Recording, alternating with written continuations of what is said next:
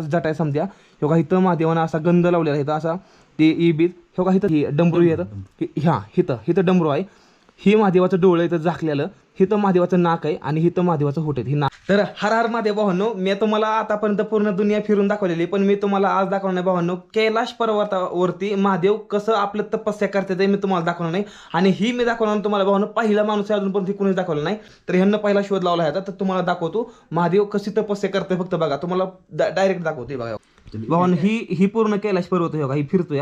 आपल्याला ही कले साईडची फोटो दाखवायची ती माणसं, पण आता मी तुम्हाला ही राईट साईडची फोटो दाखवणार. ही योगा इथं बघा. Okay stop. ही बघा योगा, झूम हा ओके भावांनो. ही बघा योगा, ही महादेवाच्या पूर्ण जटा आहेत योगा, ही पूर्ण महादेवाच्या जटा आहेत. नीट बघून घ्या, ही कैलाश पर्वताचा खरा आणि एक तुम्हाला रिअलिटी सांगतोय मी.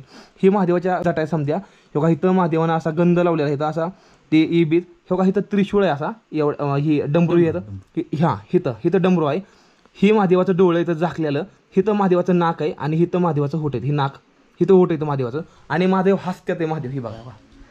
ही बघा दर्शन घ्या, समजून दर्शन घ्या भावांनो. ही कैलाश पर्वत खरा आहे आणि हिथं महादेव खरं आहे. तर ही व्हिडिओ भावांनो तुम्हाला जेवढा होता होईल एवढा ना, आपल्या आईंसंग, आपल्या वडिलांसंग, आपल्या बहिणींसंग, समध्यांसंग शेअर करा.